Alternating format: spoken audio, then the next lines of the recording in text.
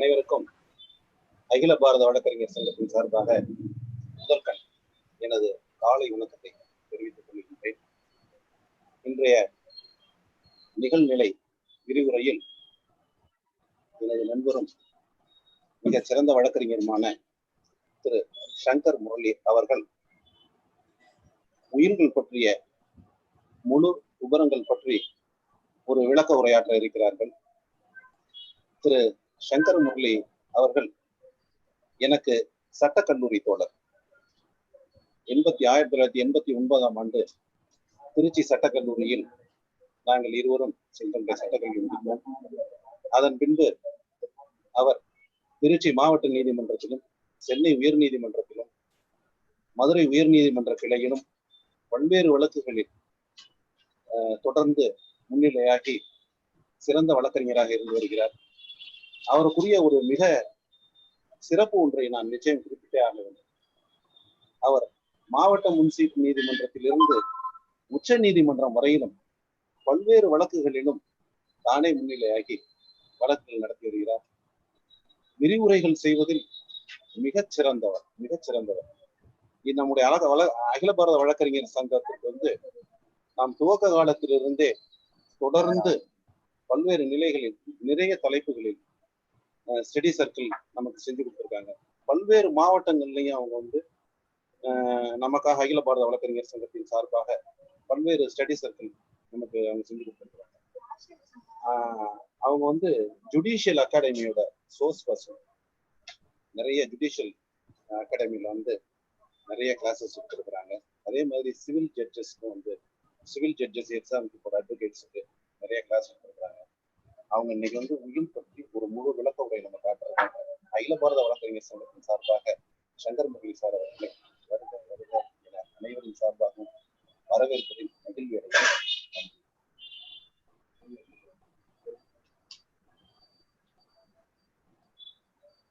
Sir, over to you, sir. நமஸ்துதே. எனக்குள் இருக்கும் கடவுளுக்கும் உங்களுக்குள் இருக்கும் கடவுளுக்கும் எல்லோருக்கும் வணக்கம். திரும்பவும் இந்த விர்ச்சுவல் ரியாலிட்டி ப்ரோக்ராம் மூலம் உங்களை எல்லாத்தையும் சந்திக்கல எனக்கு ரொம்ப சந்தோஷம். இப்போ இந்தியன் சக்சஷன் ஆக்ட் இது ரொம்ப ஒரு பெரிய ட்ரை சப்ஜெக்ட். இது ரொம்ப கஷ்டம். எத்தனை தடவை படித்தாலும் புரியாது. இதோடைய அப்ளிகேஷன் ரொம்ப கஷ்டம். இதில் இப்போ நான் ஜென்ரலாக வில்லை பற்றி ஒரு இன்ட்ரடக்ஷன், ஒரு பேர்ட்ஸ் ஐவியை கொடுத்துட்டு மெயின் டாபிக் இன்னைக்கு lapse of legacy, ademption of legacy, specific legacy and demonstrative legacy. இந்த சப்ஜெக்டில் நீங்கள் இந்தியன் சக்சஷன் எடுத்து பார்த்தீங்கன்னா பிரசிடென்ட்டே இருக்கார். ரொம்ப ரேராக இருக்கும். இப்போ உங்களுக்கு எல்லாத்துக்கும் ஒரு பழமொழி தெரியும், where there is a will there is a way. மனம் இருந்தால் மார்க்கம் உண்டு. ஆனால் ஒரு வில் இருந்துன்னு வச்சுக்காங்க, where there is a will there is a lawsuit. ஒரு வில் இருந்ததுனால கட்டாயமாக அந்த வில்லை பொறுத்து ஒரு வழக்கு இருக்கும். இது ஆலிவர் ஹென்ஃபோர்ட் சொல்லியிருக்காரு. ஸோ இப்போ வில்லுன்னா என்ன, அது எப்படி யாரால எழுத முடியும், அதை எப்போ ரிவோக் பண்ண முடியும், வில்லினுடைய கைண்ட் என்ன, இதை பற்றிலாம் கொஞ்சம் 1 by 1 நம்ம பார்ப்போம். வில் அப்படிங்கிறது it means strength of mind. Section 2H of the Indian succession act defines will. அதாவது will means a legal declaration of the testator. ஒரு சட்டப்பூர்வமான ஒரு விளம்புகை. எதை பொறுத்துனா இன்டென்ஷன் ஆஃப் தி டெஸ்டேட்டா, அந்த உயில எழுதுறவுடைய எண்ணம், நோக்கம், தன்னுடைய ஆயுளுக்கு பிறகு அந்த உயில் எவ்வாறு செயல்பட வேண்டும் என எழுதி வைக்கக்கூடிய ஒரு நபரின் சட்டப்பூர்வமான ஒரு விளம்புகை தான் வில். அப்ப வில்லை எழுதுறதுக்கு என்ன தேவை அப்படின்னா, the testator must possess testamentary capacity. testamentary capacity அப்படின்னா அவரு ஒன்று மேஜரா இருக்கணும், இன்னொன்று person of sound mind இருந்தா then he is possessing testamentary capacity and capable of executing will. Will நாளே அடுத்தது நமக்கு வந்து கொடிசில் அப்படின்னு ஞாபகம் வரணும். கொடிசில் அப்படிங்கிறது it is nothing but an addition or supplement. It forms part and parcel of the will. Codicil is also defined under section 2A of the Indian Succession Act. 2B, it's an addition or supplement. அப்புறம் General Class Act section 3 also defines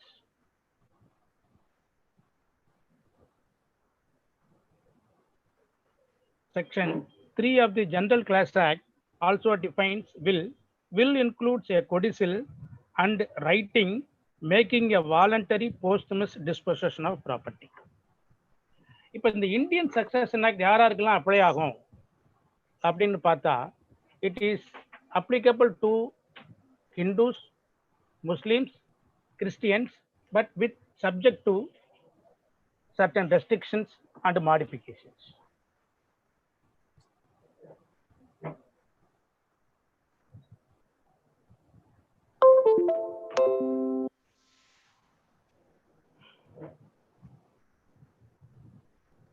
So, an amendment was made in the Indian Succession Act in 1929 with effect from 1/2/1927 that will by a Hindu must be in writing. It must be in writing. Will ஒரு முக்கியமான இன்னொரு விஷயம் என்னன்னா holographic will. Holographic will அப்படின்னு சொன்னா அந்த வீலை எழுதுறவரு ஒரு டைப்பிஸ்டையோ ஒரு டாக்குமெண்ட் ரைட்டரையோ அதை கொடுக்காம தானா எழுதி தன் கைப்படையே எழுதி ஹேண்ட் ரிட்டன் வில், அதுக்கு பேரு தானா கைப்படை எழுதி சாட்சி கையெழுத்து வாங்கியிருந்தாருன்னா அதுக்கு பேரு holographic will. If it is once it is a holographic will, the a strong presumption of genuineness is attached to the holographic will. 2009 4 CTC page 1. 2009 4 CTC page 1. இப்ப section 57 is of greater significance so far as Hindu, Buddhist, Sikhs are concerned. இந்த section 57 பாத்தீங்கன்னா schedule 3 இருக்கும். Indian succession ஆக்ட்ல schedule 3. அந்த schedule 3ல this is part 6. இந்த part 6 வந்து from 57 to 191. இந்த 57 to 191 செக்ஷன்ல எந்தெந்த செக்ஷன் ஹிந்துஸுக்கு அப்ளை ஆகும் அப்படிங்கிறது இந்த ஷெட்யூல்ல இருக்கும். எந்தெந்த செக்ஷன் ஹிந்துஸ்க்கு, புத்திஸ்ட், சிக்ஸ்க்கு அப்ளை ஆகும் அப்படிங்கிறது இருக்கும். அடுத்தது இந்த section 57 is not applicable to Mohammedan. முகமடனை பொறுத்த வரைக்கும் whether they are capable of making a will அப்படின்னா yes, Mohammedan are also capable of making a will. அந்த வில்லுக்கு பேரு வாசியத். ஆனா ஒரு முகமடன் அவர் செல்ஃப் அக்கர்ட் ப்ராப்பர்ட்டியா இருக்கலாம், இல்ல வந்து அவருடைய இன்ஹெரிட்டட் ஃப்ரம் ஹிஸ் ஆன்செஸ்டர், அங்க வந்து டிஸ்டிங்ஷனே கிடையாது. எல்லா ப்ராப்பர்ட்டியை பொறுத்த வரைக்கும் he can execute a will only 1/3 of the share of அந்த அவருடைய கடன் ஃபியூனரல் எக்ஸ்பென்சஸ் போக அவருடைய சொத்துல 1/3 தான் தான் குழந்தைங்கள யாருக்காச்சும் ஒருத்தருக்கு எழுத முடியும். அப்படி எழுதினா மட்டும் அது வீட்டில் செல்லுமானா அது செல்லாது. மற்ற லீகல் கேர்ஸ் வந்து அந்த வில்லை ஒத்துக்கிட்டு கன்சர்ன் கொடுக்கணும். கொடுத்தாதான் முகமடன் வில் இஸ் வேலிட். ஒரு முகமடன் வந்து ஒரு ஹிந்துக்கு வில் எழுத முடியுமா அப்படின்னு சொன்னா Muslim law says yes, Mohammedan can execute a will in favour of a non Muslim provided and the beneficiary he should not act against the principles of Islam. So இதுதான் முகமடன் will. So முகமடன் is capable of executing will, that is wasiyat. அவங்கள பொறுத்த வரைக்கும் வில்ல பொறுத்த வரைக்கும் it may be oral or in writing, ரெண்டுமே இருக்கலாம். But Hindu லாவை பொறுத்த வரைக்கும் ஹிந்து வில்ல பொறுத்த வரைக்கும் it must be reduced in writing. இப்ப ஹிந்து வில்ல யாரெல்லாம் வந்து ஒரு உயில எழுத முடியும் அப்படின்னு பார்த்தோம்னா செக்ஷன் 59.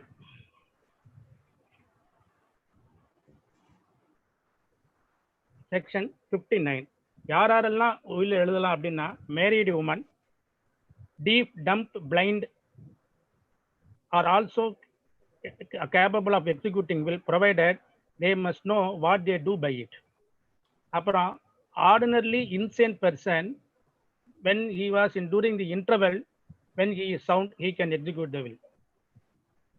பட் யார் எழுத முடியாது அப்படின்னா, a person under the influence of alcohol or suffering from any illness or from any other cause, they are not supposed to execute will. If any such will is executed, the same is void.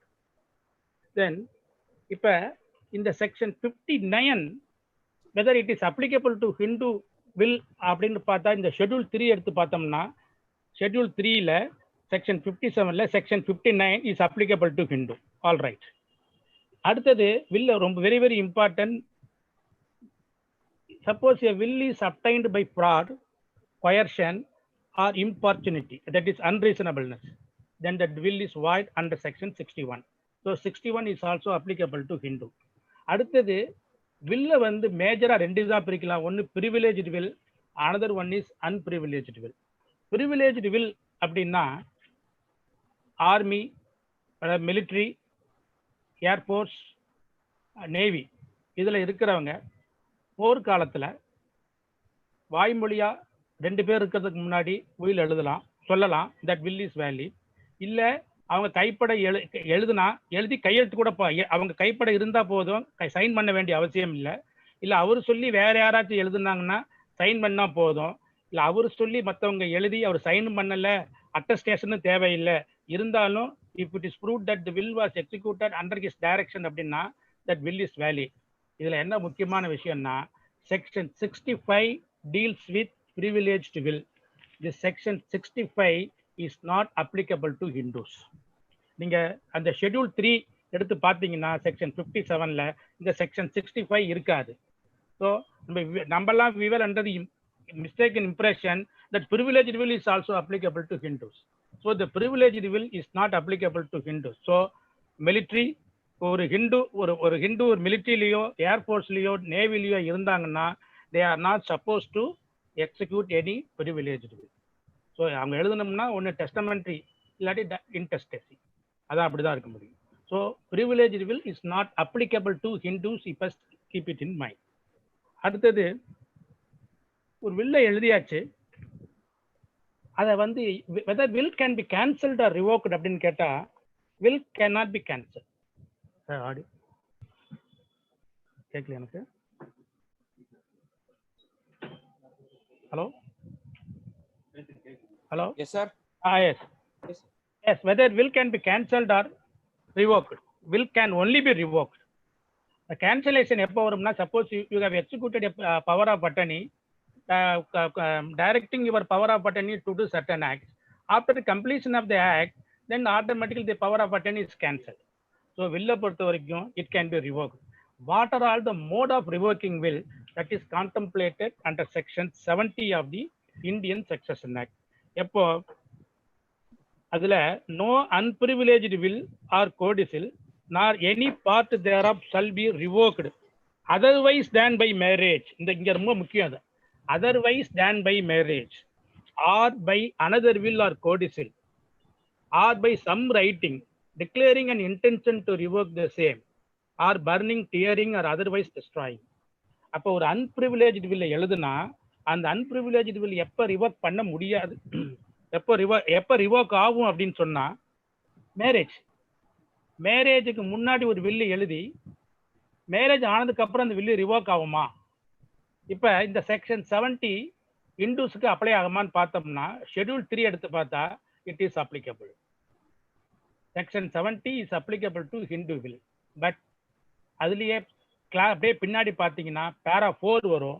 அந்த para 4ல marriage has to be omitted. Section 57லையும் will cannot be revoked simply because marriage. So marriage நடந்துட்டதுனால இப்போ கல்யாணம் ஆகாத ஒரு ஹிந்து இருக்கிறாரு, சம்பாதிக்கிறாரு, கல்யாணத்துக்கு முன்னாடி ஒரு வீல் எழுதுறாரு, அம்மாக்கோ அப்பாக்கோ எழுதுறாரு, கல்யாணம் ஆனதுக்கு அப்புறம் அந்த வில்ல அவர் மாத்தல, அப்ப அந்த வில்லு வந்து ரிவோக் பண்ண முடியுமா முடியாதான்னா will need not be revoked by, cannot be revoked by marriage. He has to write another will revoking the earlier will. அப்ப ரிவோகேஷன் ஒன்று இன்னொரு வில் எழுதணும், இன்னொரு கோடிசில் எழுதுனா இன்னொரு கோடிசில் எழுதணும். இல்லை அப்படின்னு சொன்னா ஒரு டிக்ளரேஷன், இது மாதிரி நான் I already executed will, now I hereby intended to revoke the same அப்படின்னு சொல்லி எழுதணும். Provided it must satisfy all the ingredients. அப்போ ஒரு வில்லை பொறுத்த வரைக்கும் எப்படி ப்ரூவ் பண்றங்கிறது first section 63 of the Indian succession act. இப்ப உயில் எழுதுறவர் ஒரு எக்ஸிக்யூட்டன் கையெழுத்து போடுறத அட்டஸ்டார் பார்க்கணுமா வேணாமா அப்படிங்கிறது ஒரு பாயிண்ட். நம்ம எல்லாருமே என்ன பண்ணுவோம், அட்டஸ்டார் சைன் பண்ணினதை, இது எக்ஸிக்யூட்டன் எழுதுனதை அட்டஸ்டார் ஆகிய நான் பார்த்தேன், அட்டஸ்டார் நான் சைன் பண்ணினதை எக்ஸிக்யூட்டன் பார்த்தாருன்னா நம்ம எல்லாமே எவிடன்ஸ் விட்டுருப்போம்.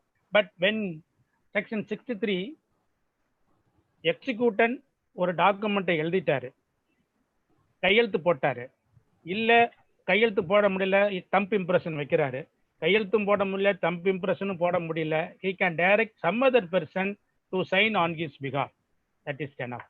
அப்ப அந்த test attestor more then 2 attestor is necessary to prove the will. அவங்க வந்து எக்ஸிக்யூட்டன் கையெழுத்து போடுறத பார்த்துருக்கலாம். இல்லை அப்படின்னா எக்ஸிக்யூட்டன் ஏற்கனவே டெஸ்டேட்டார் ஏற்கனவே கையெழுத்து போட்டிருந்து அதை வந்து அட்டஸ்டார் பார்க்காம இருந்து அட்டஸ்டாரை கூப்பிட்டு நான் ஏற்கனவே இந்த வீலில் கையெழுத்து போட்டுருக்கேன், இது கையெழுத்து தான், நீ அட்டஸ்ட் பண்ணு சொன்னா போதும். So attestor need not know that he knew the executant signed the will in his presence. இது ரொம்ப முக்கியம். அதே மாதிரி ரெண்டு அட்டஸ்டார் ஒரே சமயத்தில் இருக்க வேண்டிய அவசியம் இல்லை. So this is section 63 of Indian succession act, how to prove your will. So ஒரு வில்லை ப்ரூவ் பண்ண, ஒரு வில்லு எப்படி இருக்குன்னா, it must be in writing and it must be attested according to section 63. Yet, there are 3 kind of documents which requires compulsory attestation under law. Number 1 is will, number 2 is mortgage, number 3rd one is gift. So these are all the documents requires compulsory attestation. Attestation illa appadina this document cannot be received in evidence. So once it is attested, then how to prove the same? Then section 68 of the Indian Evidence Act. According to section 68 of the Evidence Act, a document which requires compulsory attestation can only be proved by examining any one of the attestar. சாட்சி கையெழுத்து போட்டவங்கள 2 பேத்துல யாராச்சும் ஒருத்தர் வந்து இந்த வில்ல எக்ஸிக்யூட்டன் டெஸ்டேட்டார் எழுதினாரு, அவர் நான் பார்த்தேன், இல்லை அவர் வந்து கையெழுத்து போட்டது நான் தான் ஒத்துக்கிட்டு எனக்கு கையெழுத்து போட சொன்னாரு, நான் சாட்சி கையெழுத்து போட்டதை அவர் பார்த்தாரு, இது வந்து வில்லு தான் அப்படின்னு ஒரு ப்ரூவ் பண்ணணும். ஸோ இந்த டெஸ்டமெண்ட்ரி ஜூரிஸ்டிக்ஷனை பொறுத்த வரைக்கும் சுப்ரீம் கோர்ட் என்ன சொல்றாங்கன்னா, 2 things have to be satisfied. Number one is onus propendi. Onus propendi means that the propounder of the will has to prove the will. So the burden of proof is on the propounder. Onus the burden of proof is on the propounder to prove the will that it is genuine and it is not surrounded by any suspicious circumstances. Another one, animo attestandi. Animo attestandi means animus to attest. அப்போ ஒரு சாட்சி கையெழுத்து போடுறவன் அட்டஸ்டார் என்ன சொல்லணும், that I have attested that it is a will. So attestation பொறுத்த வரைக்கும் section 3 of TPA Act deals with it. So attestar need not know the contents of the document, but he must possess knowledge that he has attested the will executed by the testator. So onus propendi, animo attestandi are required in a testamentary jurisdiction. This is 2001 7 SCC page 503. 2001 7 SCC page 503. Right. இந்த suspicious சர்க்கம்ஸ்டன்சஸ்னா என்ன? இப்ப ஒரு வில்ல வந்து section 63 Indian succession act படி ரைட்டிங்ல இருக்கணும், 2 பேர் சாட்சி கையெழுத்து போட்டிருக்கணும். அந்த வில்ல ப்ரூவ் பண்றதுக்கு சாட்சி கையெழுத்து போட்டவங்களை யாராச்சும் ஒருத்தர் வந்து கோர்ட்ல சாட்சி சொல்லணும் under section 68 evidence act. So regarding the execution of the will and regarding the proof of attestation முடிச்சுட்டா whether can it be said that the will is prove, will prove சொல்ல முடியுமா? whether the contents of the document are admitted? Certainly not.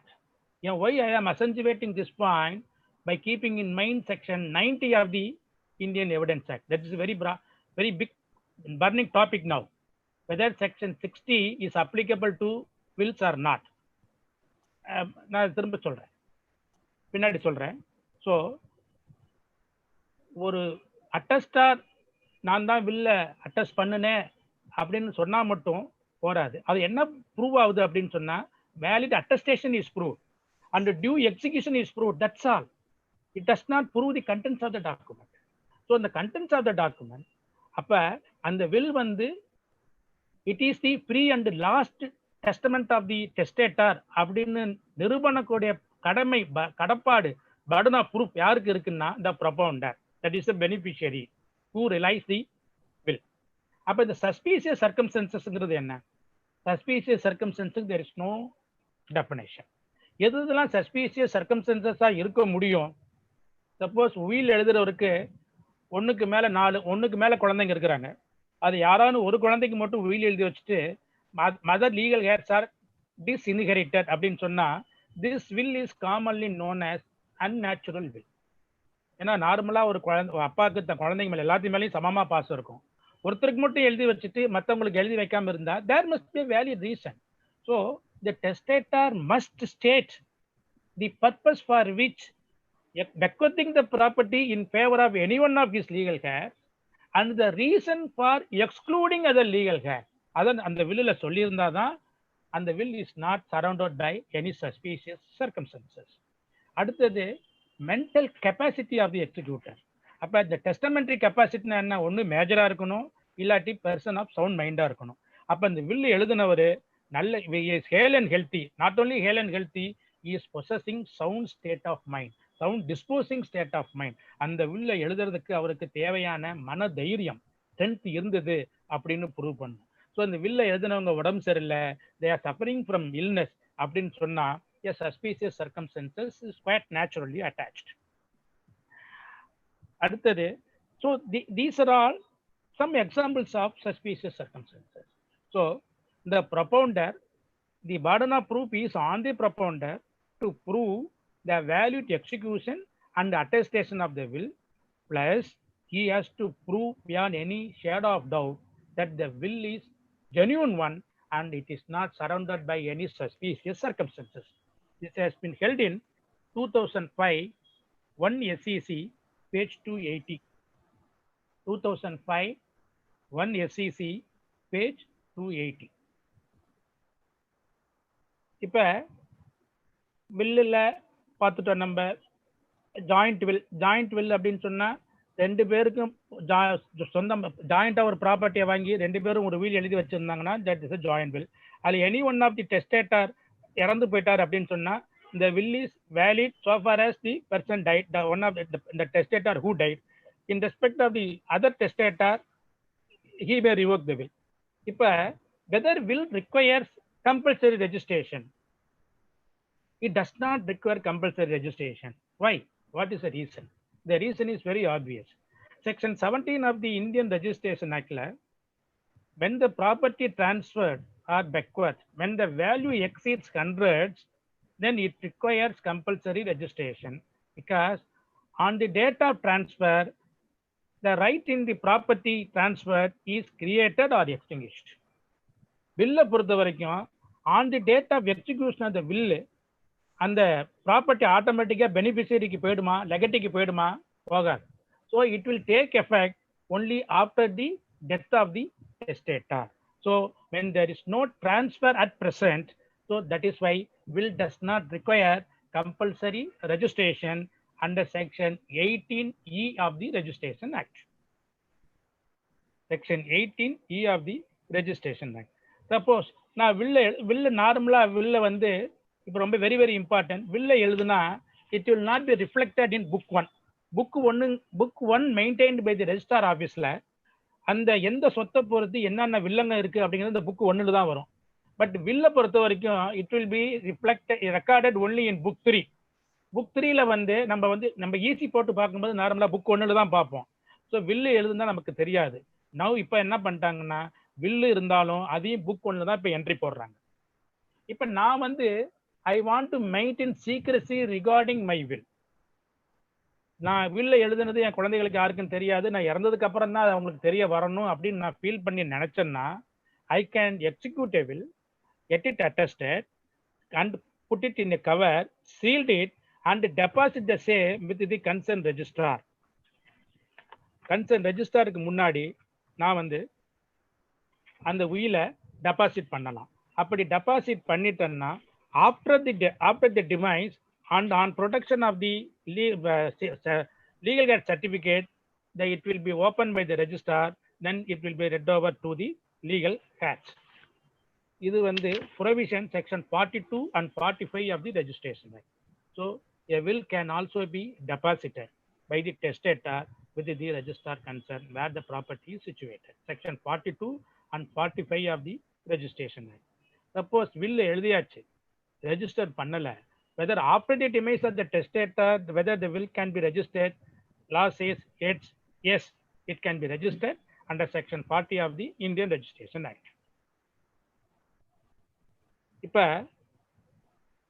அடுத்தது ரொம்ப very important, section 90, sorry அதுக்கு முன்னாடி இப்ப வில்லு section 68 படி ஒரு வில்ல வந்து ப்ரூவ் பண்றதுக்கு any one of the attestor has to be examine. ஒருத்தர் விசாரிக்கணும், ரைட்? அட்டஸ்டார் இல்ல, attestor whereabout of the attestor is not known, attestor செத்து போயிட்டாங்க, அப்ப என்ன பண்ணலாம்? then how to prove the will? Answer is section 69 of the Indian Evidence Act.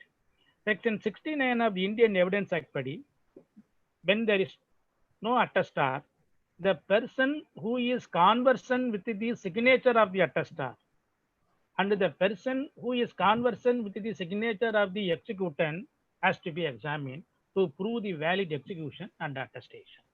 To prove the valid execution and attestation. So 69 is exception to section 68. When there is no attestar. When there is no attestar. Suppose ஒரு வில்ல பொறுத்த வரைக்கும் ஒரு problem, ஒரு case வருது, நான் opponent வந்து அந்த வில்ல ஒத்துக்கிட்டா கூட even if the will is accepted by the opponent, whether it requires to be proved by examining attestar, law says yes.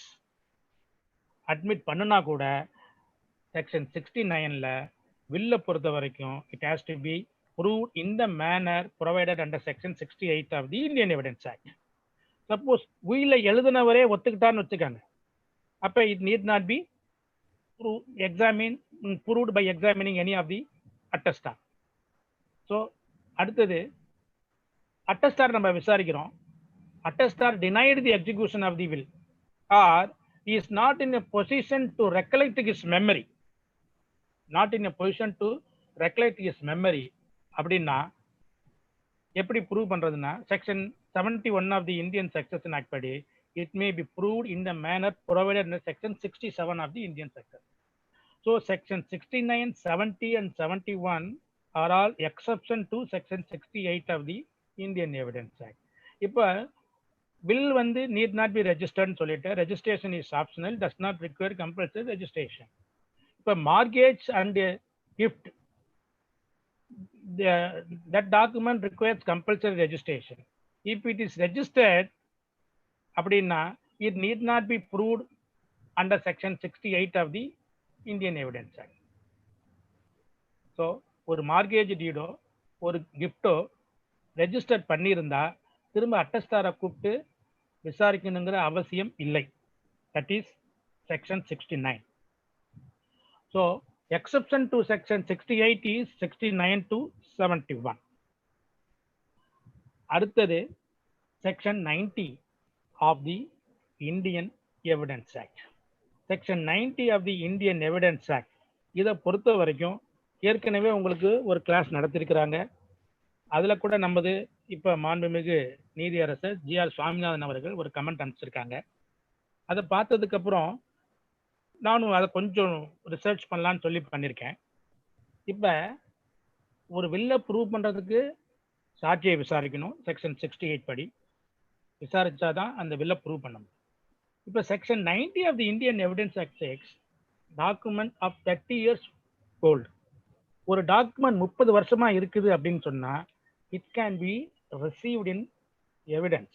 A document which is 30 years old came from proper custody, then it can be received in evidence.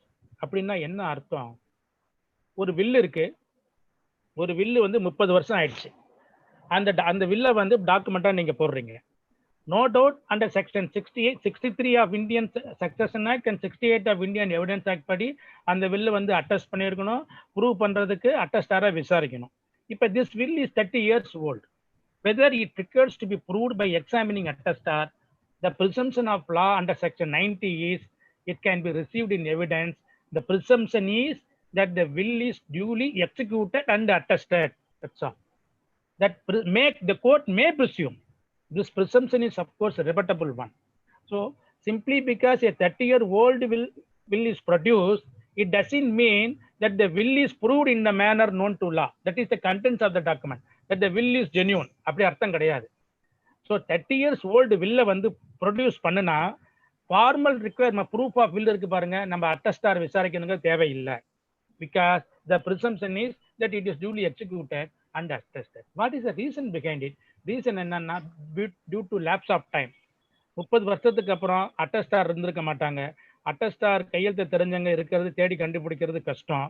அந்த மாதிரியான ஒரு சூழ்நிலையில only because of to raise the presumption that the will is executed and attested அப்படிங்கிற ஒரு presumption எடுக்கிறதுக்கு மட்டும்தான் section 90. So இந்த contents of the document இருக்கு பாருங்க, அந்த வில்ல வந்து it does not extend to the contents of the document. So will is 30 years old will is produced, the presumption is that it is duly executed and attested, but it does not extend to the contents of the document. இதுக்கு AR 1988 Calcutta page 196. AR 1988 Calcutta page 196. அடுத்தது அந்த 30 years old வில்ல நம்ம போட்டோம்னா regarding admissibility of 30 years old document can be admitted in evidence without proof in the usual manner, but the presumption is permissive. AR 1977 Kerala page 41.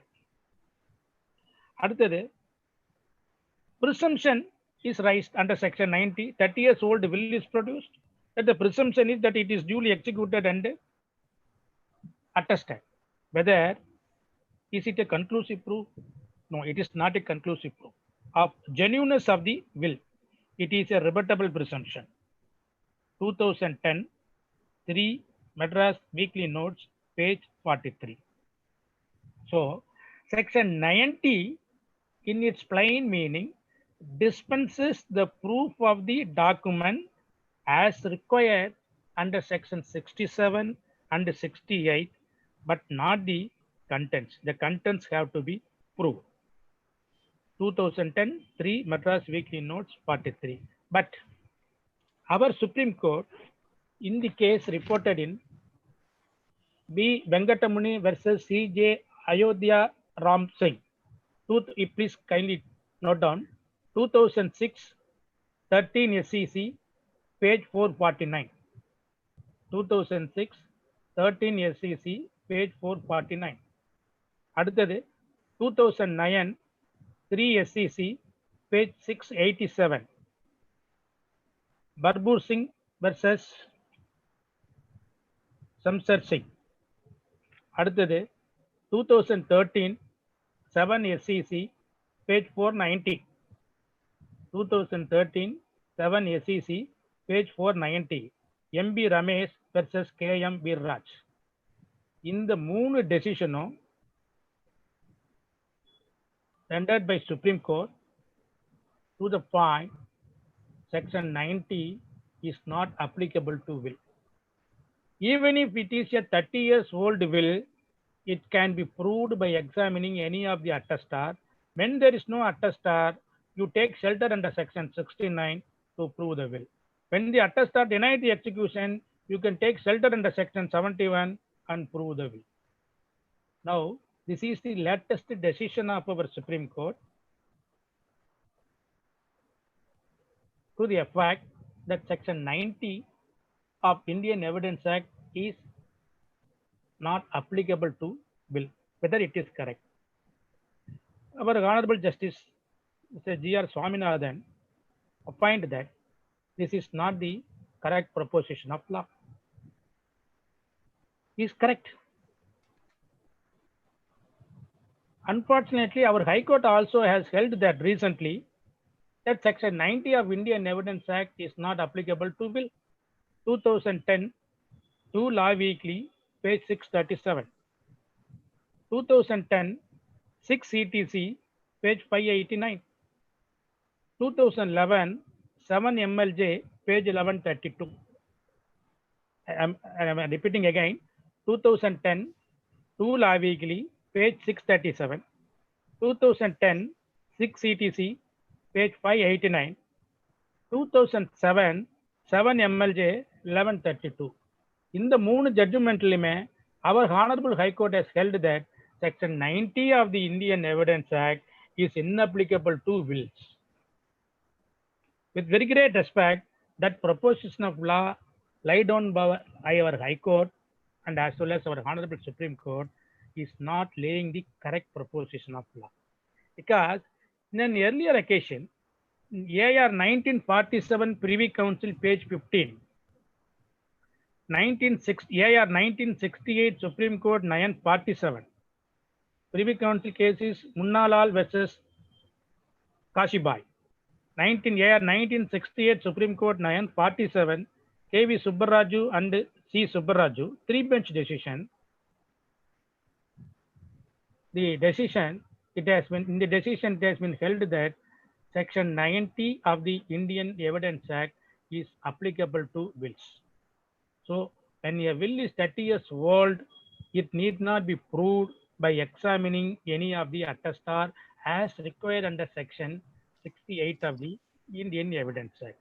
Unfortunately, this Privy Council judgment and the 3-bench judgment of our Supreme Court had not been referred to in the latest decision rendered by our Supreme Court and as well as by our Honorable High Court.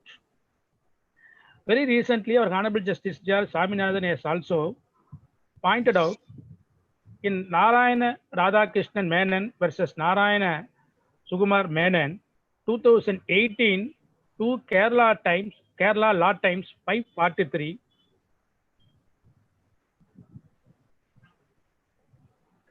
Uh, 543, 2018 to Kerala Law Times 553, he has discussed all the Supreme Court judgment, which says Section 90 is not applicable to will, and also the Privy Council in the year 1968 Supreme Court 947, and he finally came to a conclusion that Section 90 is applicable to will also. So Section 68 and 90 are all special provisions. Now, Section 90 la, suppose Section 90 eduthu pathina, Section 90 of the Indian Evidence Act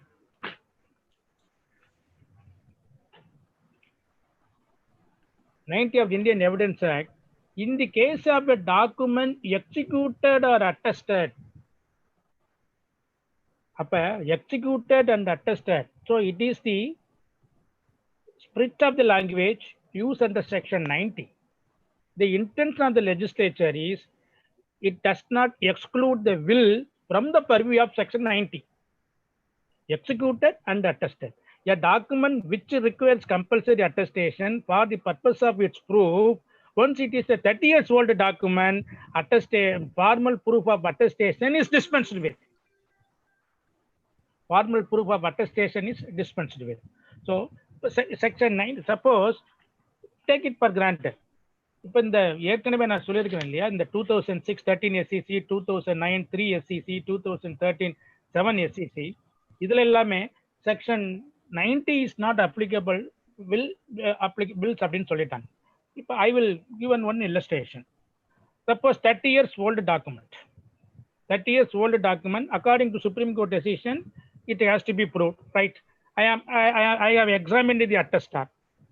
He has also deposed evidence and proved and deposed evidence that he has seen when the attestar, when the executor signed the document, and the executor has also seen while he attested the document. Solitan provides. So, attestar வந்து சாட்சி சொன்ன உடனே, can the court come to a conclusion that the will is genuine and proved? பண்ண முடியுமா? பண்ண முடியாதுல்ல. So section 68 of the Indian Evidence Act என்ன சொல்றாங்கன்னா, a document which requires compulsory attestation has to be proved by examining any one of the attestar. So it is relating only to the due execution and attestation of the document which requires compulsory attestation. That's all. It doesn't mean that once the attestar deposed evidence and proved the will is free from all kind of suspicious circumstances. The court cannot come to a conclusion. That is why section 90 in its strict sense is can only be extended to the rebuttable presumption that once a will is 30 years old, the presumption is that it is duly executed and duly attested. You need not examine the attestar. It doesn't mean the contents of the document is proved. In the 2009 3 SEC page 687, the reason for holding that section 90 is not applicable to will, அந்த கேஸ்ல என்னன்னா, natural legal heirs are there. They have been disintegrated. They have been excluded. The testator was for particular time was living with some outsider, third party, and he died there. So by taking advantage of the same, the third party outsider somehow or other obtained the will from the testator. So regarding the genuineness of the will is under dispute. Under those circumstances, the Supreme Court said, even if it is 30 years old document, in order to prove the genuineness of the document, the will can be proved by examining any one of the attestar as contemplated under section 68 of the Indian Evidence Act. I will also give one more illustration. Suppose you kindly take section 50 of the Indian Evidence Act. Section 50 of the Indian Evidence Act, court shall presume that the A and B are married on account of the long cohabitation, even in the absence of the proof of valid marriage. So ஒருத்தர் கல்யாணம் ஆகாமையே என்ன இந்து முறைப்படியோ இல்ல கல்யாணம் ஆகாம audible? Yes, sir. Yes. Section 50 Evidence Act says marriage, they are spouse on account of long cohabitation and not on the basis of the valid marriage. So likewise, once a will is 30 years old document, the presumption is it is executed duly and attested validly. That's all. At the same time, it does not mean that the will is genuine. அடுத்தது இந்த 30 years period இருக்குல்ல, when it can be reckoned from the date of execution of the will or from the date of death of the executant or from the date of filing of the suit or the date when the will is tendered in evidence first. இந்த 30 years எப்பல இருந்து ஆரம்பிக்குது அப்படின்னு பார்த்தா, not from the date of execution of the will, not from the date of death of the executant, testator, and not from the date of filing of the suit. The moment the will, the 30 years old will is tendered in evidence, அதுக்கு முன்னாடி 30 வருஷம் முடிஞ்சிருக்கும். This is very important, how to reckon 30 years period. When it was tendered in evidence, அதுக்கு முன்னாடி 30 years அந்த 30 years முடிஞ்சிருக்கும். This is AR 2015 AR 2015 Supreme Court page 976, 3-bench judgment of our Supreme Court. AR 2015 Supreme Court page 976.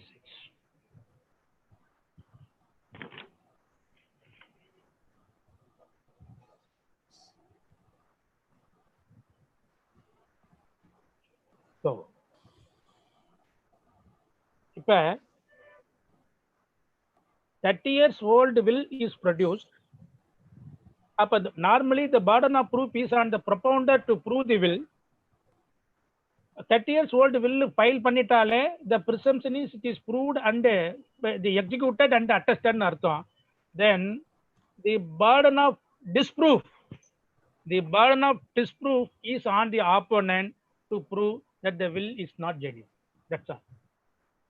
The will is not genuine. So the burden is shifted from propounder to the opponent. only for the purpose of disproving the will. So, with very great respect, Section 90 of the Indian Evidence Act is applicable to will also. Will also.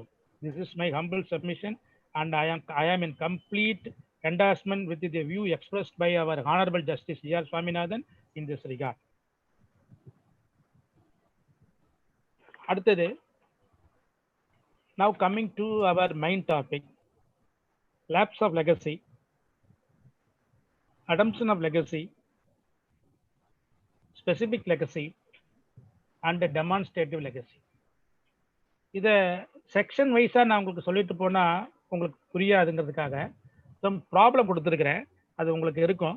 Problem number 1, இப்போ please kindly take problem number 1. Sir, problem number 1. Yes sir. Problem number 1, please display. Yes sir. Yes sir.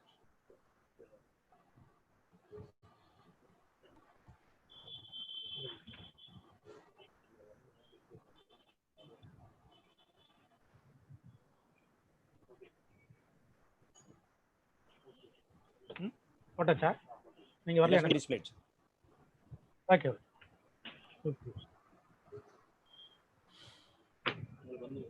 வரலையே?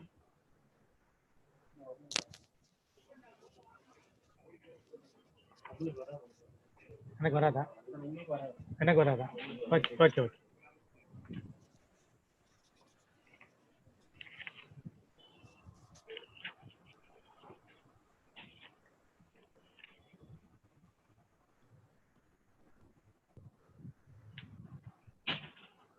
சந்திரன் தானே? Sir, Karnan. கர்ணனா? Sorry, first கர்ணனா?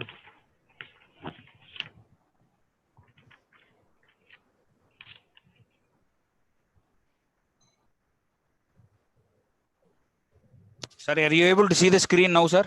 No, sir. எனக்கு தெரியல, எனக்கு ஸ்கிரீன்ல கர்ணன் தான் first ப்ராப்ளமா? Yes, sir. That is what it shows here. One second, sir. Yes.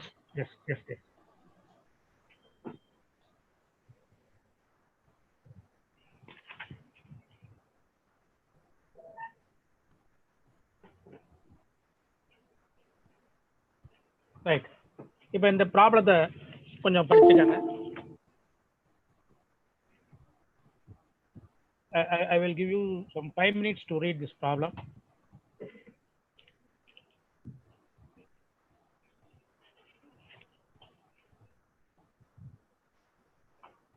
I will read it. Karnan executed a registered will in favor of his wife Radha, absolutely in respect of his house property situated at Tillai Nagar, Trichy. Both Karnan and Radha were not blessed with any child. Karnan further recited in the said will, in case Radha died during his lifetime, he bequeathed the said property in favor of his brother Arjunan absolutely. Both Karnan and Radha were killed in a ship wreckage, and the circumstances make it impossible to prove that Radha died before Karnan. Dharmaraj, another brother of Karnan, who is one of the surviving class 2 legal heirs of Karnan, filed a suit for partition of his undivided share in the property left by Karnan against Arjunan. Arjunan contested the suit on the ground that he alone is entitled to get the property left by Karnan as a legatee under the registered will executed by Karnan. இப்போ Karnan and Radha 2 பேருமே husband. அவங்களுக்கு குழந்தை கிடையாது. கர்ணன் ஒரு உயில் எழுதுறாரு. என்ன சொல்றாருன்னா, அந்த உயில்ல தன்னுடைய சொத்து வீடு திருச்சி தில்லைநகர் வீட்டை தன்னுடைய மனைவிக்கு எழுதுறாரு. எழுதும்போது என்ன சொல்றாரு, அப்சல்யூட்டா எழுதுறாரு. எழுதும்பொழுது என்ன சொல்றாருன்னா, ஒருவேளை கர்ணன் தான் உயிருடன் இருக்கும் பொழுது தன் மனைவி இறந்து விட்டால் அந்த சொத்து யாருக்கு போகணும்னா தன்னுடைய சகோதரின் மகனான அர்ஜுனனுக்கு போகணும். இன்னொரு மகன் இருக்கிறான், அவன் பேர் வந்து தர்மராஜ். அவனுக்கு கொடுக்கல, அர்ஜுனனுக்கு கொடுக்குறாரு. இப்ப ஒரு கப்பல்ல போகும் பொழுது ராதாவும் கர்ணனும் இறந்துடுறாங்க. இதுல யாரு முதல் இறந்தாங்க அப்படின்னு வந்து கண்டுபிடிக்க முடியல. இந்த மாதிரியான சூழ்நிலையில whether the will in favor of Arjunan is valid or whether will is lapsed. This is the problem. இதுக்கு we have to see section 27 of the Transfer of Property Act. Section 27 of the Transfer of Property Act, illustration B is the answer. இப்ப first condition என்ன? The bequest is in favor of Radha. என்ன condition? Suppose Radha predeceased the executant, then he bequeathed the property absolutely in favor of Arjuna. So Radha Karnan இருக்கும் பொழுது இறந்திருந்தால்தான் அந்த வில்லு யாருக்கு போகும்? சொத்து அர்ஜுனனுக்கு போகும்.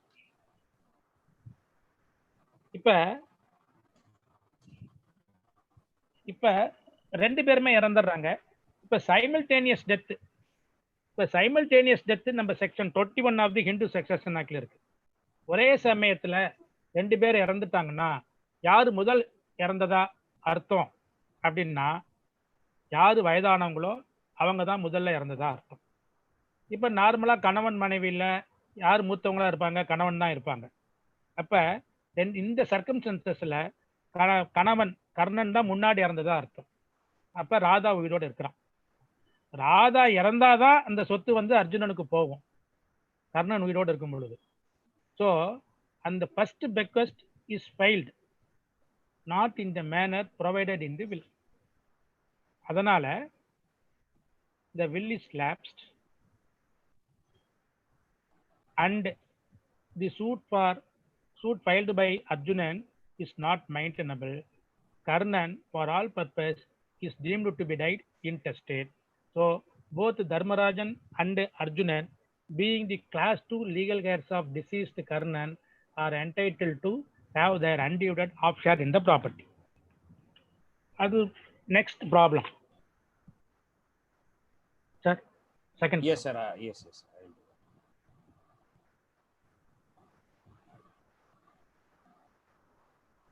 Yes, sir. Raman. Yes.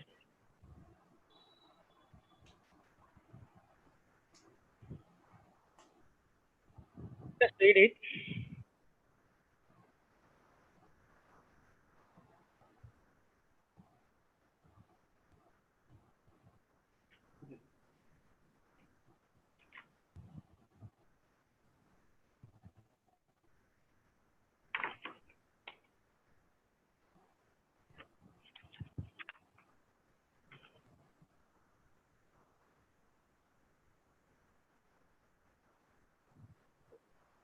இப்போ இந்த கேஸ்ல பாத்தீங்கன்னா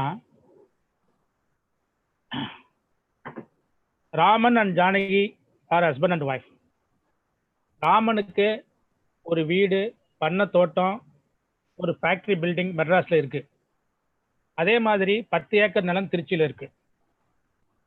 ராமனுக்கும் ஜானகிக்கும் குழந்தை கிடையாது. ராமன் என்ன பண்றாரு?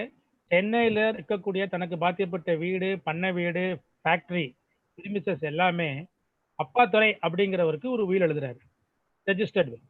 அப்பாத்துரை யாருன்னா தன்னுடைய மனைவி ஜானகியோட சகோதரனுடைய பையன். இதுல இந்த திருச்சியில் இருக்கிற 10 ஏக்கரை பத்தி வில்லுல ஒன்றும் சொல்லலை. ராமனுக்கு ஒரு பிரதர் இருக்கிறாரு, அவர் பேரு சுதர்சனன். அவரு ராமனுக்கு முன்னாடியே இறந்துட்டாரு. அவருக்கு ஒரே ஒரு பையன் சந்திரன். இப்ப ராமனை பொறுத்த வரைக்கும் யாரு லீகல் ஹேரா இருக்க முடியும்?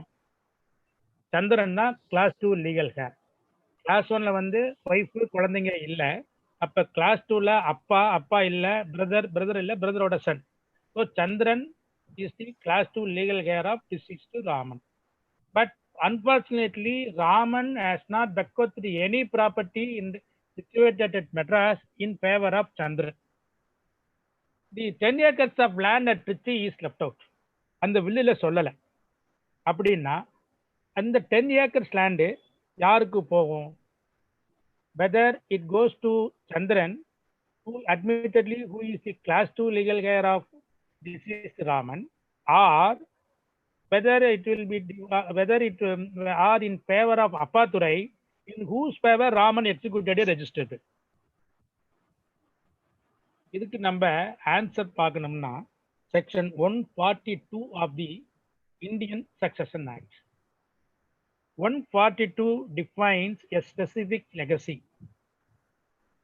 A specified property is bequeathed in favor of the legatee, then it is a specific legacy. If any property is left out, it is a residual property. அப்ப இந்த ரெசிடுவல் ப்ராப்பர்ட்டி யாருக்கு போகணும் அப்படின்னு பார்த்தா it will go only to the legal heirs. So the property which has not been bequeathed in the registered will of Raman, then in respect of that property, Raman is deemed to be died intestate. Raman is deemed to be died intestate. அதனால தான் உயில் எழுதும்போது ரொம்ப காசியஸா என்ன எழுதணும், இந்த உயில்ல அட்டவணையில் கண்டுள்ள சொத்துக்கள் எனக்கு பாத்தியப்பட்டது, எனக்கு பாத்தியப்பட்ட சொத்துக்களை உங்களுக்கு நான் எழுதி வைக்கிறேன், இந்த லெகட்டிக்கு எழுதி வைக்கிறேன். ஒருவேளை எனக்கு பாத்தியப்பட்ட சொத்துக்கள் இதுல விடுபட்டிருந்தால் அந்த சொத்துக்களும் இந்த உயில் மூலம் இந்த சொத்துக்களை கொடுத்த உங்களுக்கே சேர வேண்டும் அப்படிங்கிற வாசகம் இருக்கணும். அப்படி இல்லை அப்படின்னு சொன்னா the property which are left out, அதை பொறுத்த வரைக்கும் the deceased is deemed to be died intestate. இது 12 Calcutta Weekly Notes, page 1083. Sir, can you please repeat? 12 Calcutta Weekly Notes, page 1083.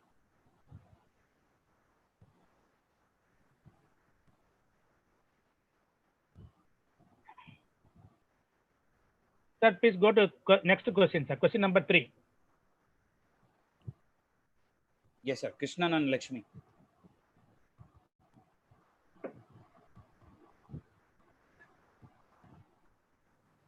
Krishnan and Lakshmi. The life interest, life estate, whether it can be surrendered, whether it can be given up, whether it can be released or not. அதுக்காக தான் இந்த problem. இந்த ப்ராப்ளத்தில் பாருங்க, கிருஷ்ணன் லட்சுமி ரெண்டு பேரும் husband and wife. Krishnan அவருக்கு ரெண்டு பசங்க, Shanmugam and Kannan.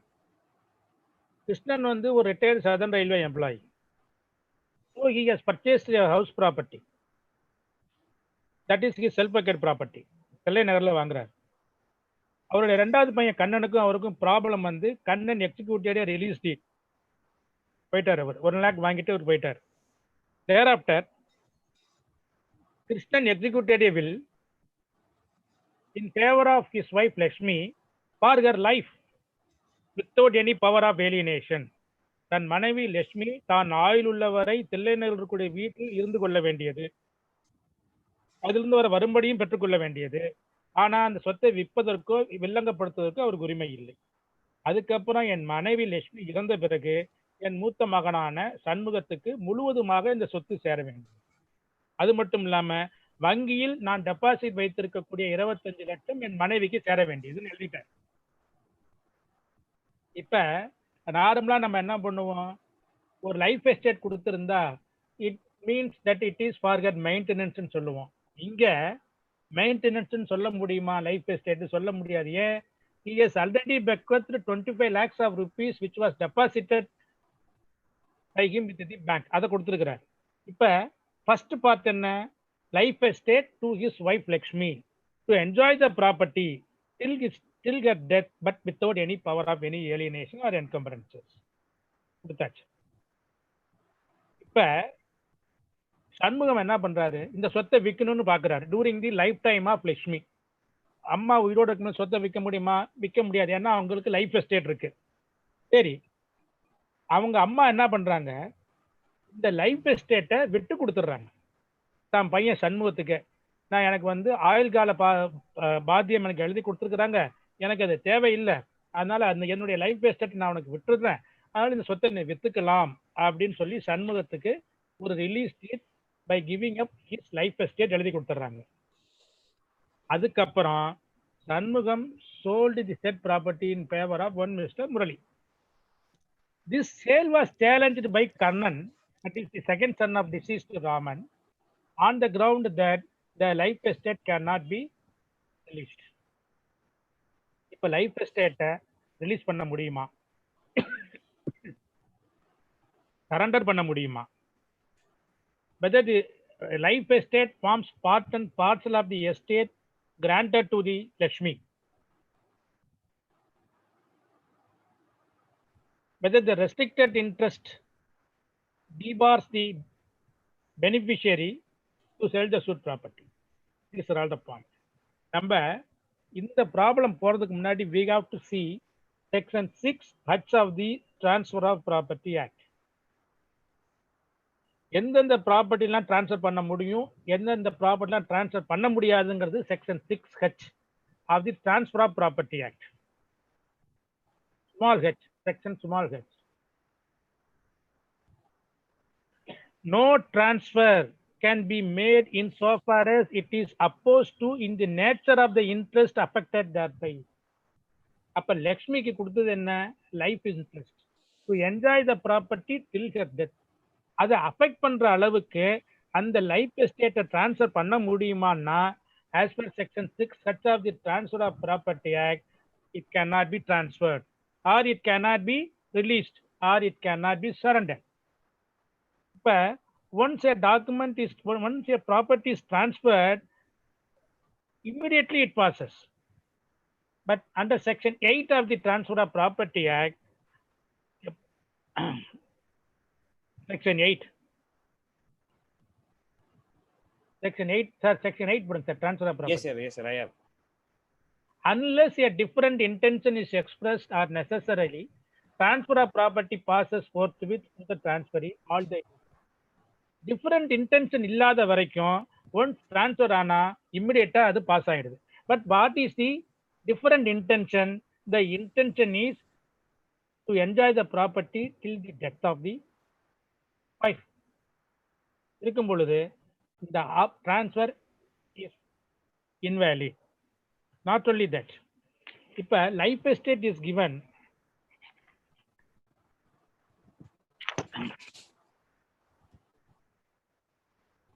section 95 of Indian Succession Act.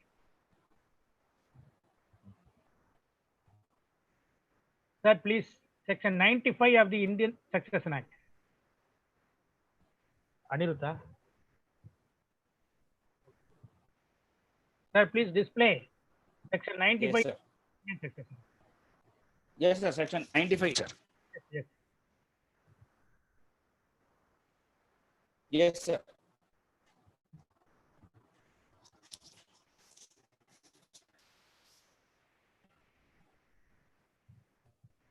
It has been discussed. Hello.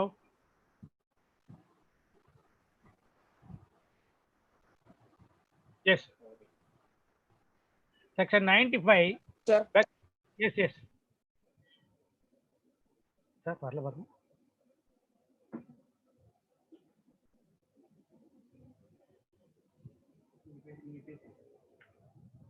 Section 95.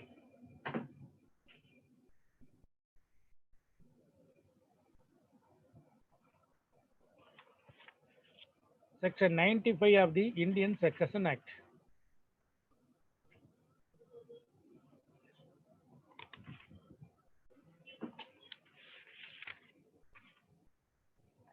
Bequest without word of limitation.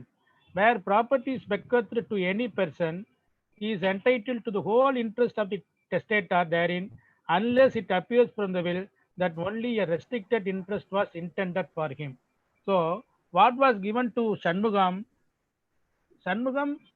will become the absolute owner only after the demise of Lakshmi. So, the life of Lakshmi is a bar to Shanmugam to deal with to sell the property. So, according to section 95, Shanmugam, during the life of his mother Lakshmi, he cannot alienate the property. His right of alienation is restricted. So, the life estate holder, please kindly take note on it. Kindly take note of it. The life interest holder cannot surrender her interest in property to accelerate the devolution.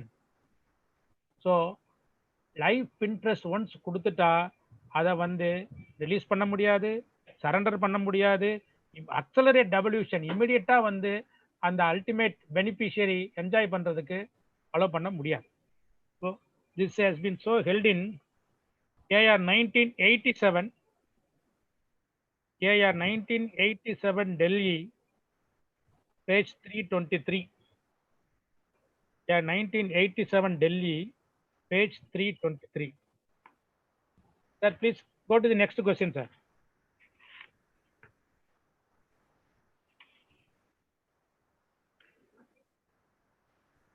Sir, next question, please. Rajesh executed a registered will.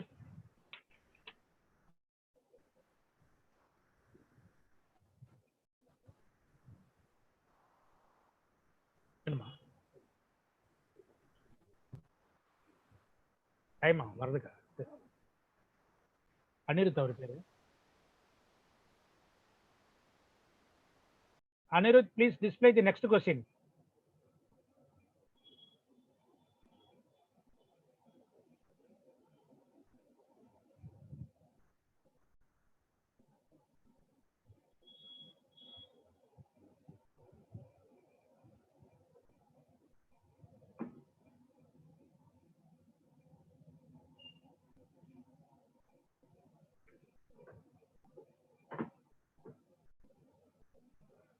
Display ஆயிருக்கணும். அந்த question display ஆயிருக்கான்னு கேட்குறேன்.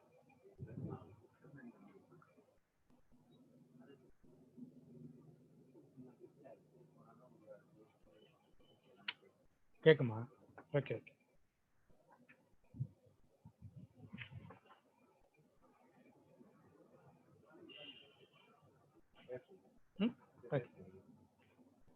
இந்த problem பார்த்தீங்கன்னா highly complicated.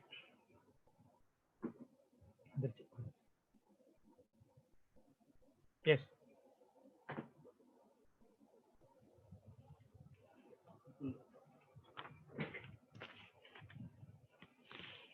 இந்த ப்ராப்ளத்துல தான் we have to see specific legacy-னா என்ன, demonstrative legacy-னா என்னன்னு நம்ம பார்க்க போறோம்.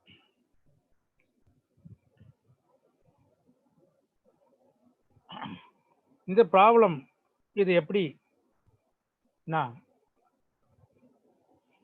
ராஜேஷ்க்கு 2 பசங்க, அருணா அண்ட் வருண். அவர்கிட்ட 120 பவுன் நகை இருக்கு. அந்த 120 பவுன் நகையில தன்னுடைய மகள் அருணாவுக்கு 100 பவுனை கொடுக்கணும் அப்படின்னு சொல்லி ஒரு வில் எழுதுறாரு, ரெஜிஸ்டர்ட் வில். அந்த வில்லை எழுதுனதுக்கு அப்புறம் ராஜேஷ் என்ன பண்றாரு, தான் உயிரோட இருக்கும் பொழுது அந்த 100 பவுனை 1 கோடி ரூபாய்க்கு விற்கிறார். வித்துட்டு அடையாறுல ஒரு பிளாட் வாங்குறார் 1 கோடிக்கு. அதுக்கப்புறம் 2 வருஷம் உயிரோட இருக்கிறார். அந்த 2 வருஷத்துல 1 கோடி ரூபாய்க்கு வாங்கின ப்ராப்பர்ட்டி மதிப்பு வேல்யூ 2 கோடி ஆயிடுது. அதுக்கப்புறம் ராஜேஷ் இறந்துடுறார். இறந்ததுக்கு அப்புறம் அவருடைய பொண்ணு அருணா என்ன சொல்றாங்க, எங்க அப்பா ஒரு ரெஜிஸ்டர்ட் வில் எழுதி வச்சிருக்கிறாரு, அந்த வில்லு படி எனக்கு 100 பவுன், அவர் உயிரோடு இருக்கும்போது 100 பவுனை வித்து தான் இடம் வாங்குறாரு, மீதி 20 பவுன் அவர் வித்துறாரு. வில்லு படி எனக்கு வந்து 100 பவுன் கொடுத்துருக்காங்க, அவர் இருக்கும்போது அந்த 100 பவுனை வித்து ஒரு இடம் வாங்கியிருக்கிறாரு அடையாறுல பிளாட்டு. அதனால அந்த அடையாறு ப்ராப்பர்ட்டி வந்து எனக்கு தான் சொந்தம், நான் தான் owner, as per the registered will executed by my father அப்படின்னு he filed a suit for declaration.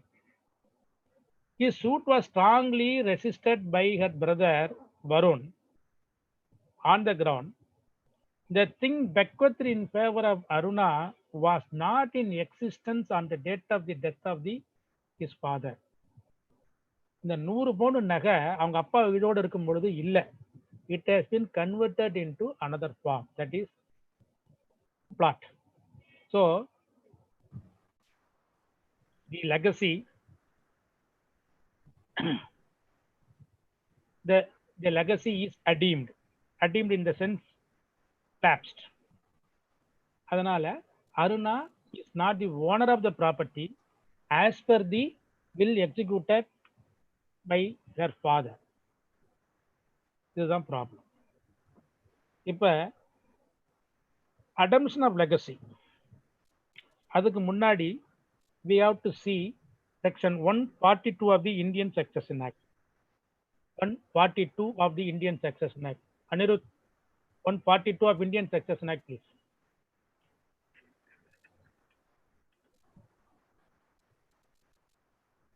Yes, sir.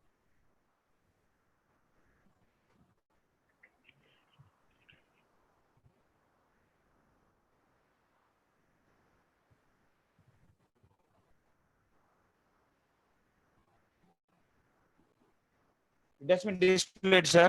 Yes. Specific legacy defined. Where a testator bequests to any person a specified part of his property, which is distinguished from all other parts of his property, the legacy is said to be specific.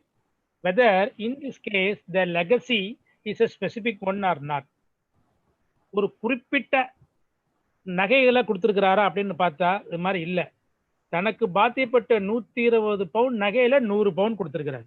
So the legacy is not specific as contemplated under section 142. Then what it is? Sir, section 152 போங்க sir. 152. Yes, sir. Good. That's Yes. okay. Okay. Section 152 பார்த்தீங்கன்னா Adamson explained. If anything which has been specifically bequeathed does not belong to the testator at the time of his death or has been converted into property of a different kind, the legacy is deemed that it cannot take effect. So, testator பாத்தியப்படாத சொத்து இருந்து உயில் எழுதியிருந்தா அந்த bill வந்து it will not take effect. டெஸ்டேட்டாருக்கு பாத்தியப்பட்ட சொத்து இருந்து அதை உயிலை எழுதி அவர் இறக்கும் பொழுது அந்த சொத்து வேற வகையா மாற்றம் செய்யப்பட்டிருந்தாலும் that will is the will cannot take effect. This is Adamson of legacy under section 152. But this is subject to section 150 of the specific Indian Succession Act. 150 defines demonstrative legacy. 150.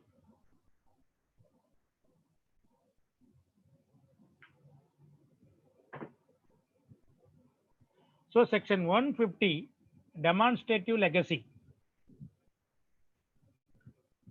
Demonstrative legacy means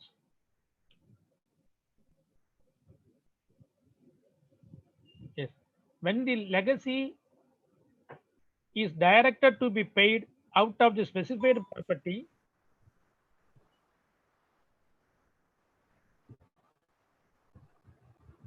the legacy is a demonstrative legacy. Then even if where the specified property is given to the legacy is specific. Where the legacy is directed to be paid out of specified property, it is demonstrative. It is demonstrative. We have already held that it is not a specific legacy. It is a demonstrative legacy because Rajesh bequeathed 100 sovereign of gold from and out of 120 sovereign of gold held by him.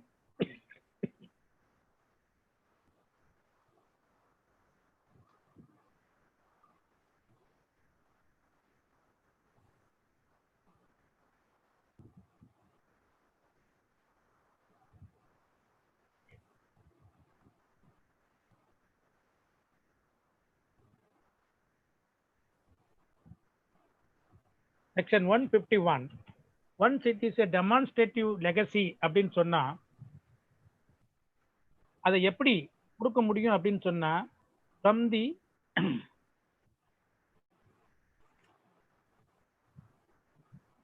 general asset of the testator. General asset of the testator. அப்ப ஒரு ஸ்பெசிபிக்கா ஒரு property கொடுக்குறாங்க, அந்த property testator இறக்கும் பொழுது இல்லை அப்படின்னா the legacy is redeemed. All right. ஒரு ஸ்பெசிஃபைடு ப்ராப்பர்ட்டிலிருந்து ஒரு ப்ராப்பர்ட்டியை கொடுத்து வில்லில் எழுதி வச்சு if it is converted into another form, then அந்த டெமான்ஸ்ட்ரேட்டிவ் லெகசியில சொல்லியிருக்கிற மாதிரி அவருடைய ஜெனரல் அசெட்ல இருந்து அந்த பணத்தை கொடுக்கணும். இப்ப what is the general asset of Rajesh here? Rajesh sold 100 sovereign, purchased plot at Adayar.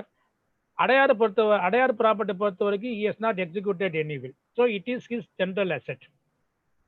Once it is a demonstrative legacy, general assetல இருந்து என்ன கொடுத்திருக்கிறார், அந்த டெமான்ஸ்ட்ரேட்டிவ் லெகசி படி 100 பவுன் நகை கொடுத்திருக்கிறார்.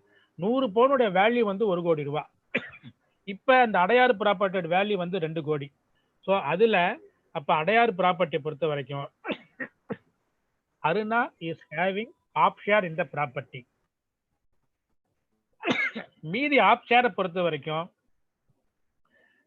Rajesh deemed to be died intestate. அவங்க class 1 legal heir Aruna and Varun are entitled to have 1 share each. அந்த மீதி உள்ள ஆப் ஷேர்ல அருணாக்கு 1/4 ஷேர், வருணுக்கு 1/4 share. In total Aruna will get 3/4 share in the property as per the will executed by his father. ஏன் அப்படின்னா because this is a demonstrative legacy. Once it is a demonstrative legacy, if the thing bequeathed has been converted into another form, the same has to be given from and out of the general asset of the testator. Section 153. Section 153.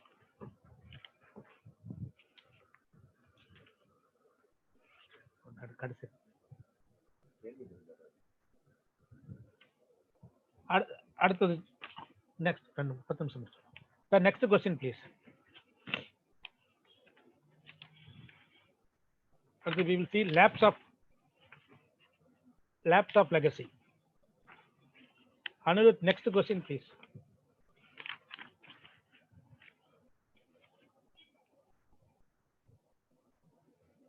Next question la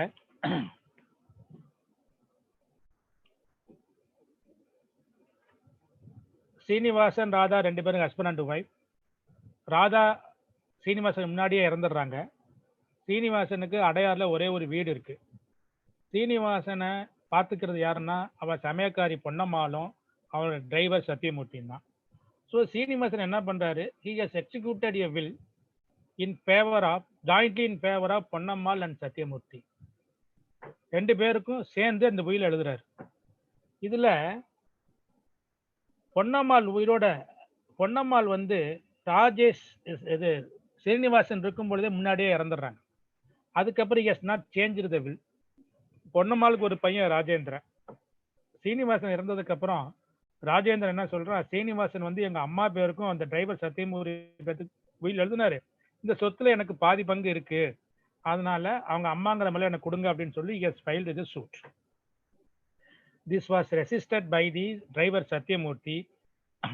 என்ன கிரவுண்ட்னா the legacy is lapsed. அப்ப will எழுதினவர் லெகட்டி execute டெஸ்டேட்டார் இருக்கும் பொழுது அந்த லெகட்டி இறந்துட்டாங்கன்னா 2 பேருக்கு மேல எழுதுனாங்கன்னா யாரு உயிரோடு இருக்கிறாங்களோ அவங்களுக்கு தான் எல்லா சொத்தும் போகும். This is section 106 of Indian Succession Act. When any one of the joint legatee die before the testator, the legacy will not lapse. The other surviving legatee takes the whole. Next problem, இதேதான். இது வந்து the will is in favor of, not in favor of legal heirs. Suppose the will is in favor of legal heirs. தன்னுடைய வாரிசுகளுக்கு legal ஹேர்ஸுக்கு ஒரு will எழுதி வச்சு அந்த any one of the legal heir died during the life time of the testator அப்படின்னு சொன்னா the legacy is not lapsed.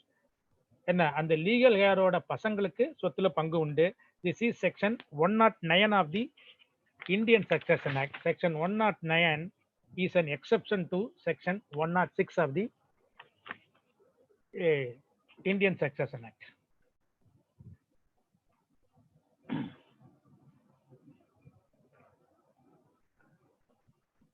அடுத்தது section 57 and 213 of Indian Succession Act படி if a will is executed by a resident of Madras in respect of the property situated at Madras அப்படின்னு சொன்னா it has to be probated. முஸ்லிம்ஸுக்கும் கிறிஸ்டியனுக்கும் probate தேவையில்லை, கிறிஸ்டியன்ஸுக்கு எடுத்தாச்சு, 2002 அமெண்ட்மெண்ட்லேயே எடுத்தாச்சு. ஸோ மெட்ராஸில் இருக்கக்கூடிய ப்ராப்பர்ட்டி பொறுத்த வரைக்கும் that has to be probated. Probate in the sense certificate given by the court with seal. Probate கொடுத்துட்டதுனாலயே it doesn't mean that the will is proved. Probate போகும் பொழுதே will dispute பண்ணுனாங்கன்னா then it will be converted into title suit. Now question and